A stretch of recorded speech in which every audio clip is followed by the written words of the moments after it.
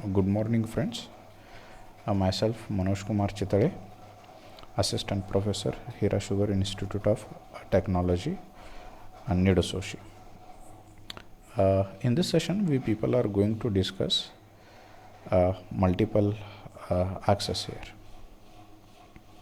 We people have already gone through a data link layer functionality. The data link layer is responsible for framing, physical addressing, a flow control, error control, and a media access control. If you look at the data link layer, that data link layer is divided into two sub layers. One is a data link control, and the second one is a media access resolution.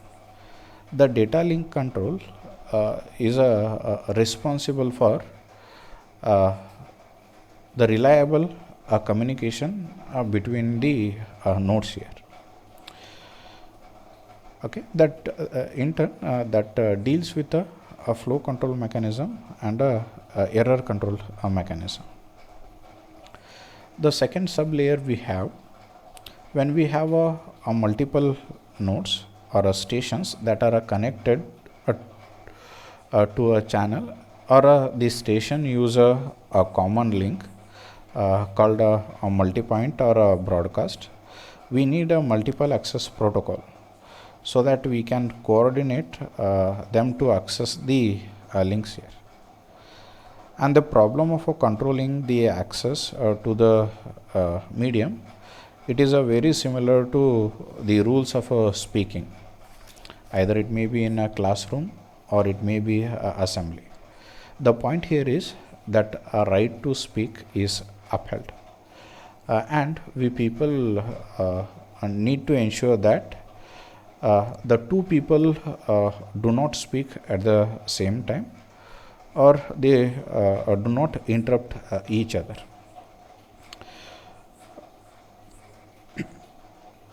In such situations, we need certain rules or regulations how we people are going to access that shared link. Here we people are going to discuss about this multiple access protocol. This access protocol can be categorized into three groups. The first one is a random access protocol, a controlled access protocol, and the channelization. In a random access protocol, we have protocols or methods like Aloha, a CSMA, a CSMA CD, a CSMA, a CA. In a controlled access protocol, we have methods like reservation, polling, token passing, and in case of a channelization protocols, we have a FDMA, TDMA, and a CDMA. A random access. In a random access or a contention methods, here no station is superior to another station, and none is assigned the control over the another here. No station permits or does not permit another station to send. At each instance, a station that has a data to send uses a procedure defined by the protocol to make a decision on whether or not to send here. The decision completely depends on the state of a medium here, whether the channel is idle or busy. The station can transmit the data when it desires, on the condition that it follows that a predefined procedure. By testing the state of the media. Here we have two features that are associated with it.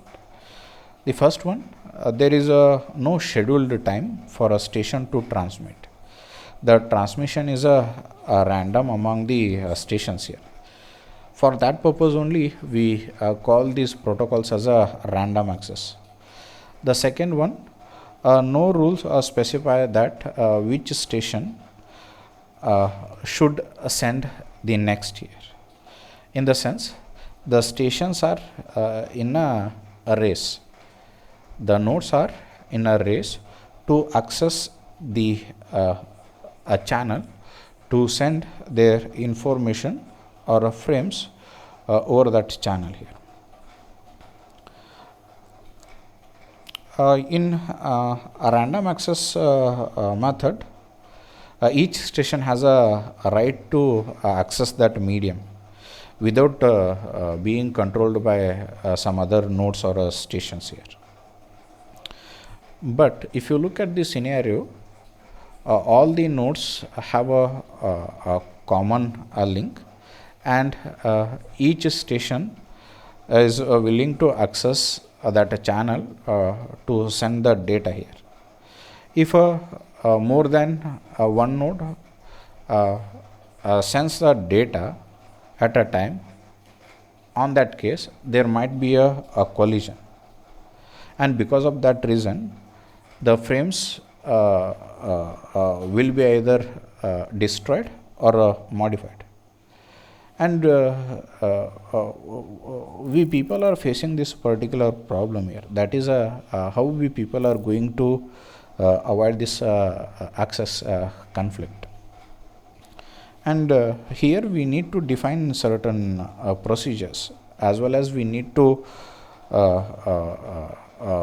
follow them. That is, when the station should and must access the medium. Suppose if the station is busy, suppose if the medium is busy, what a station should and must do, how a station determines the transmission is a successful one or a failed one, what can the station do if there is a access conflict. Here we people are going to deal with the protocols like Aloha, slotted Aloha, CSMA, that is a carrier sense multiple access, carrier sense multiple access with a collision detection. This particular access method is used in wired LANs. And the fourth one, we have a carrier sensor multiple access with a collision avoidance, and this particular mechanism is used in case of a wireless LANs. Here we people are going to discuss one very fine method, we can say that that is Aloha. And over a period of a time that this Aloha algorithm has been improved. In a later we people have involved with two a parallel method. One is a carrier sense multiple access, another one is a carrier sense multiple access, that is a collision avoidance. In Aloha, that this particular method, that is a random access method, was developed at the University of Hawaii, and it was designed for a radio. We simply call this particular Aloha method as a pure Aloha. The idea is a very simple one. When a station has a data to send, the station sends it over a channel or a medium. Okay, because of this reason, there may be a possibility of a collision. For example, we have a stations that we have a 4 stations, and they have a frames to send over this shared medium. Okay, the station 1 sends a frame 1 and 2. The second station sends a frame 1 and 2. The third station sends 2 frames, and the fourth frame, a fourth station sends another 2 frames here. Here, if you look at this particular, that is a shaded portion, here the second frame of a station 1 collides with a first frame of a second station, as well as the first frame of a third and a fourth station.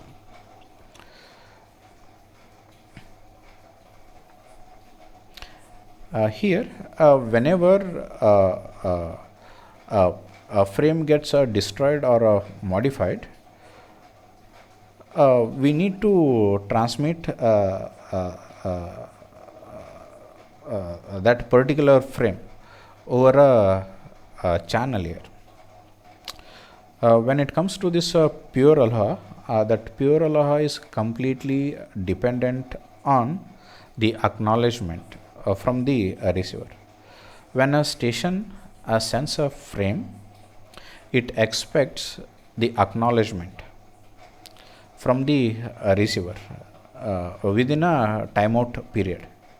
If a station doesn't receive the acknowledgement within a timeout period, it assumes that a frame is destroyed, and it again retransmit the frame here. A collision involves 2 or more stations.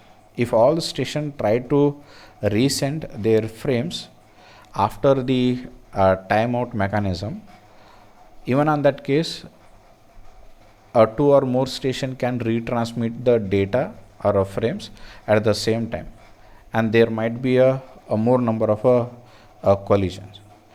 Here the pure aloha dictates that once a timeout period passes, each station should and must wait a random amount of a time before resending its frame here, and that randomness helps to reduce the collisions. Another method we people are using here, that is how we people are going to prevent the congestion. Suppose if you start retransmitting those lost packet or a destroyed packet, on that case this link may become heavily congested, and we should and must prevent this one. For that purpose, the slotted aloha defines that you should and must retransmit the number of times that can be defined by the value k here. If you look at the procedure, that is a pure aloha protocol, if a station has a frame to send, we people are sending that a particular frame. Here the k value is initially set to 0. If a station has a frame to send, we send that a frame over a channel, and we wait for a timeout period. This timeout period is nothing but the round trip time, that is equal to twice the propagation delay. And if you receive the acknowledgement within this timeout period, on that case we can say that the transmission is a successful one. If a station doesn't receive the acknowledgement from the receiver, on that case we people are incrementing this k value by 1. If the k value is a greater than a k max value, here the k max values are normally set to 15. If it returns true, on that case I need to abort this process, and we need to transmit that particular frame later here. And if no, on that case we people need to select the random number, that the random number are between the range that is 0 to 2 to the power k minus 1. and the station should and must wait for a TB period of a time here. That TB can be computed by using this particular expression, that is R into TP. This waiting time is completely dependent on this K here. Here we people are computing this waiting time. Usually we people are using this binary exponential backoff method here. Here we need to select the random number R in the range of 0 to 2 to the power k minus 1, and here we people are computing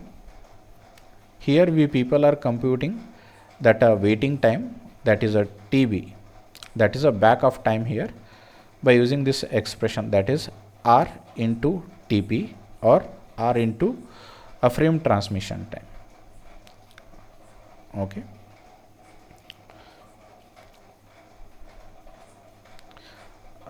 Let's go through this particular example. A station on a wireless Aloha network are a maximum of 600 kilometers apart. If you assume that a signal propagates at the rate of at the speed of 3 into 10 to the power 8 meter per second, then we people are trying to find what is the propagation time here. 600 into 10 to the power 5 divided by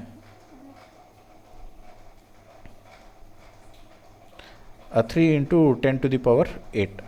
On that case, the propagation time is nothing but 2 milliseconds. Suppose here we people are trying to find the value of a TB, that is a binary exponential backoff time here for different values of a k. If a k is equal to 1, on that case we people are getting the values in the range of 0 and 1 here. The station need to generate the random number in this particular range only, that is 0 and 1. That means the TB, either it can be a 0 millisecond. Suppose if we select the random number as 0, on that case the waiting time is a 0 millisecond. Suppose if you select a 1 as a random number, on that case the waiting time, that is the binary exponential backoff, that is 2 milliseconds, that is 1 into this propagation time 2. Okay, that is 2 milliseconds, and this is completely dependent on how we people select this random number here. Suppose if a k is equal to 2, the k value here, that is 2, that is nothing but how many number of times you people perform these retransmissions.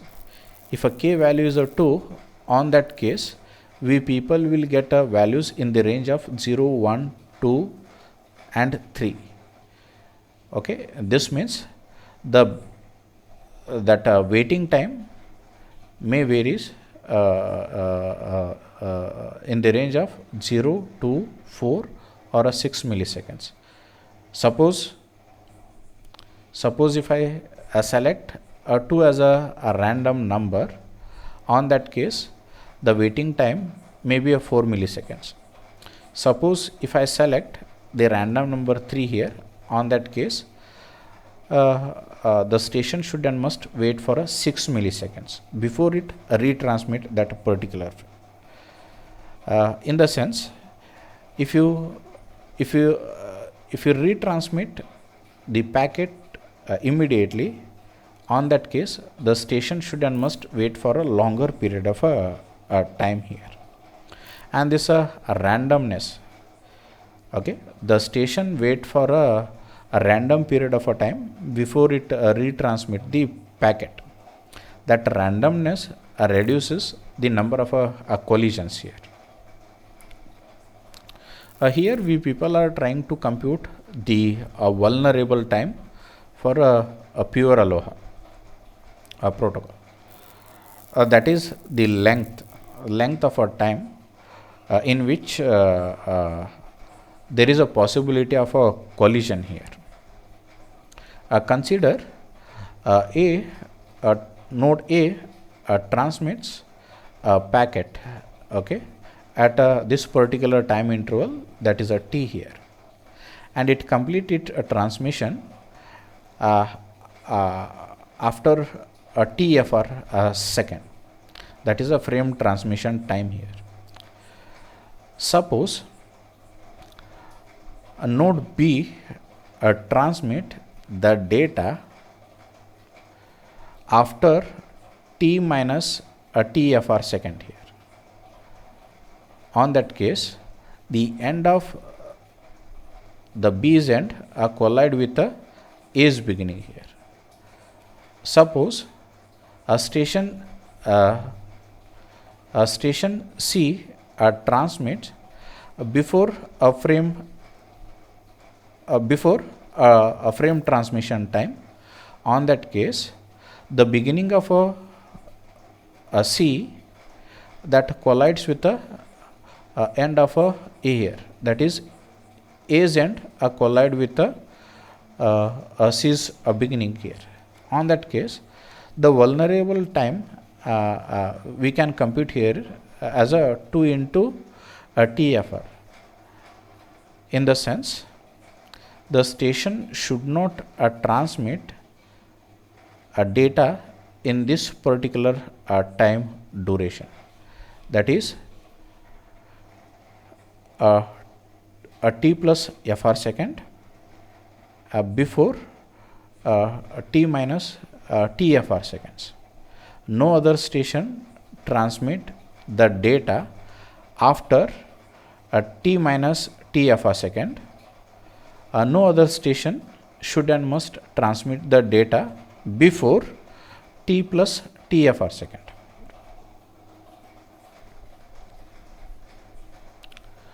Let's go through this particular example here. A pure Aloha network transmits a 200 bit frame on a shared channel, and that channel has a capacity of 200 kilobits per second. What is a requirement to make this frame collision free? Here we need to compute a frame transmission time here, that is that can be computed. We are transmitting, that is a message size, that is a 200 bits here, divided by the bandwidth, that is a 200 kbps. That is the TFR is equal to 1 millisecond we people are getting here. And the vulnerable time for this pure Aloha is nothing but a 2 into a frame transmission time, that is 2 into 1 millisecond, that is a 2 seconds. This means that no station should send later than 1 millisecond before this station starts transmission, and no station should start sending during the 1 millisecond period that this station is sending.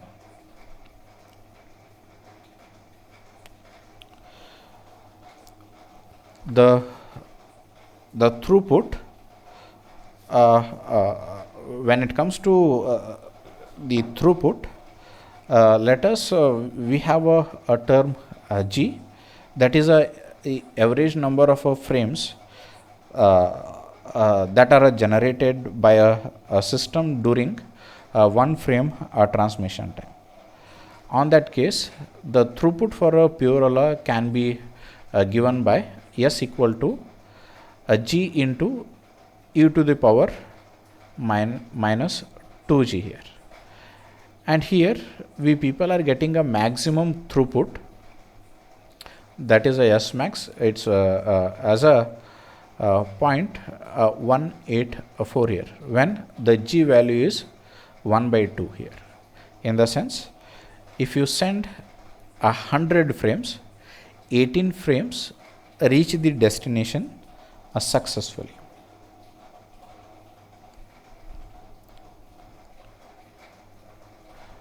let's go through this particular example. A pure Aloha network transmit 200 bits frames on a shared channel of 200 kbps. What is the throughput if the system produces 1000 frames per second? The second one 500 frames per second. The third one 250 frames per second. Here we have already know that a frame transmission time is 1 millisecond here. In the first case, the system is generating around 1000 frames per second here. In the sense, we people are generating 1 frame per millisecond here. On that case, the G value is a 1 here. Suppose if you substitute this value, on that case, we people are getting S value as a 0.135. That is this means that hardly 135 frames reaches the destination successfully. In the sense, these 135 frames survive properly. Here in the second case, the system is producing or generating 500 frames per second. In the sense, hardly we people are producing half frame per millisecond here. And we can easily say that load is nothing but G value is a half here. In that case, suppose if you substitute a G value here, we will get a S value as a 0.184, that is 18.4%. Suppose if you multiply this term with 500, on that case, hardly 92 packets out of 500, the 92 packets will reach the destination successfully. In the sense, 92 frames out of 500 will survive. The third case here is, here we people are generating 250 frames per second. That G value is nothing but a 1 by 4 here. Okay. Suppose if you substitute the G value here, on that case we people are getting S equal to 0.152 here. That is hardly 15% of this packet will survive. In the sense, if you transmit around 250 packets, the 38 packets will survive here.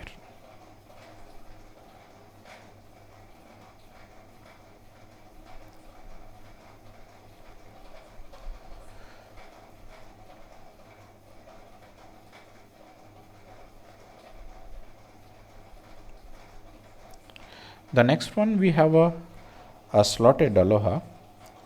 If you look at the pure Aloha, that has a vulnerable time of 2 into TFR. That is because we people the pure Aloha does not specify any rule or that defines there is no rule to send the data here. Okay, a station may send soon after another station has started, or soon before another station has finished the transmission. This slotted that we try to improve that pure Aloha here. That we have a improved version, we can say. That is this protocol we have. That is a slotted Aloha. In slotted Aloha, what we people are doing, that a time is divided into a slots here, and this time slot value is equivalent to a frame transmission time, and we people are putting a restriction here. A station should and must transmit a frame at the beginning of the time slot only. If a station misses, listen, the station should and must transmit the frame at the beginning of this time slot only. the stations are allowed to send only at the beginning of this synchronized time slots here. If a station misses this time slot, the station should and must wait for the next time slot here. That is the beginning of the next time slot. This means that a station start transmitting the data when the other station complete its transmission here. But still there is a possibility of a collision. Two or more station can transmit the data at the same time, in the sense beginning of the time slot only. If you look at this particular diagram, station 1 transmit the data at the first time slot and the third time slot. The station 2 sends the data at a second time slot and a fourth time slot.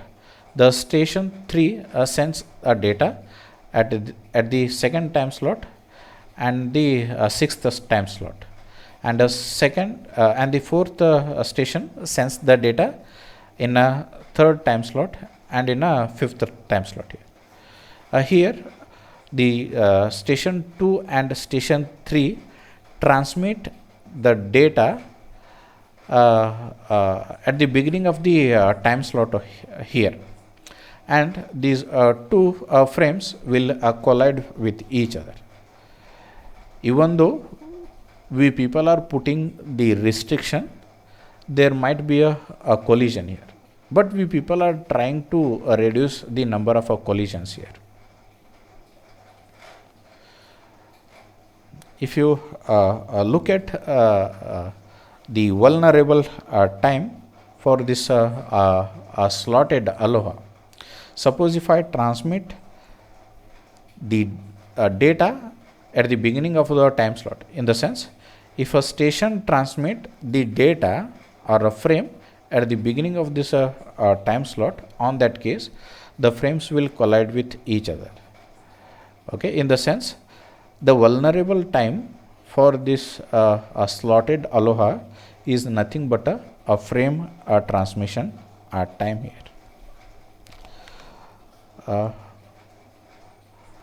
The throughput for a slotted aloha can be given by S equal to G into e to the power minus G. That is, we will get some sort of a maximum throughput, that is a S max, that is a 0.368 when a G value is 1 here. That is 36% of packets will survive. If you compare the pure aloha and a slotted aloha, here the possibility of a collision is completely reduced. For that purpose, we people are getting the maximum throughput here, that is a 36%.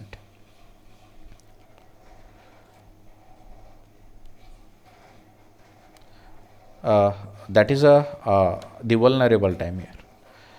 Here we have already gone through this particular statement here. Consider node A is transmitting the data at the beginning of this time slot, whereas at the same time C also starts a transmission of a frame at the beginning of this time slot only. Okay, on that case A collides with a C here, and this is the vulnerable time, that is a frame transmission time.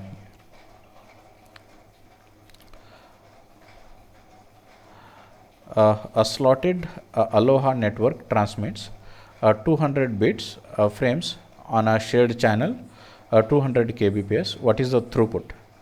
We will go through the same example for that discussed in the pure aloha. We are generating that is, the system is generating 1000 frames per second, 500 frames per second, 250 frames per second. Here first we need to compute a frame transmission time, that is nothing but 200 divided by 200 kbps, that is 1 millisecond. Suppose if we generate, that is the first case, if we generate 1000 frames per second, On that case, the G is equal to 1 here. Suppose if I substitute this value 1 into e to the power minus 1, on that case we will get 0.368 here. 0.368. This means 300 multiply this particular term, that is 1000 into 0.368. In the sense 368 frames probably survive out of these 1000 frames. In the second case, we people are producing or generating 500 frames per second. Here the G value is half here. Suppose if you substitute a G value in this particular expression, we will get a throughput as a 0.303, in the sense 30%, 30.3%. Suppose if you multiply this term by 500, that is hardly 151 frames will survive here. In the third case, we people are producing 250 frames per second, that is 1/4 frame per millisecond we people are generating. The load here is 1/4 here. Suppose if you substitute this G value in the expression, we will get the throughput as a 0.19 here, that is 19.5%. The throughput is nothing but in this case is 250 into 0.195 here. In the sense we will get a 49 as a solution. In the sense 49 frames out of 250 frames will probably survive here.